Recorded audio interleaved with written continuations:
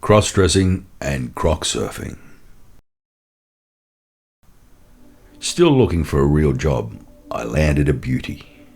It was as a landscape gardener at the Moon River Resort. Though it was only really a caravan park with a fancy name, it was on the beach and my boss was none other than the great Norm Provan. Norm had been the captain and coach of the Australian Rugby League team.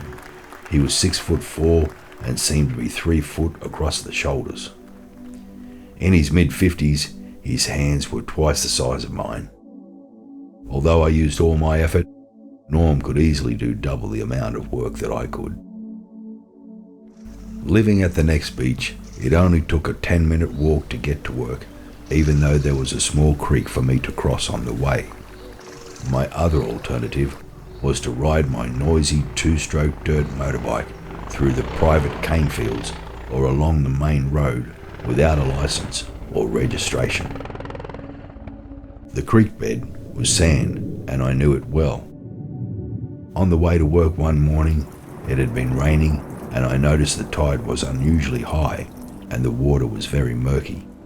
Because it was stinger season, when painful jellyfish were abundant, whose tentacles had been known to send people into cardiac arrest, I wore the commonly used garment for such a creek crossing, women's stockings. My custom was to carry my shoes and lunch above my head with one hand while I used the other to steady myself against the tide.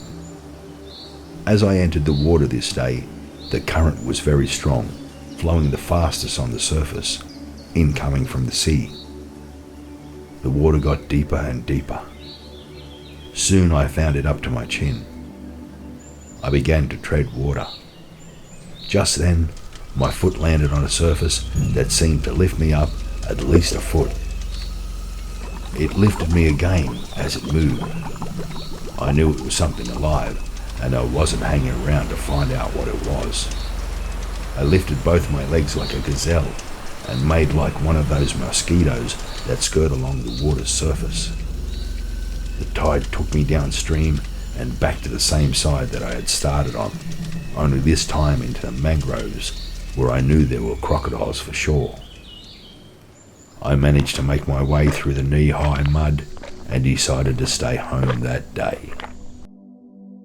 My mates stir me about the live log and the quick turtle, but it was enough for me to risk the motorbike ride from then on, at least most of the time.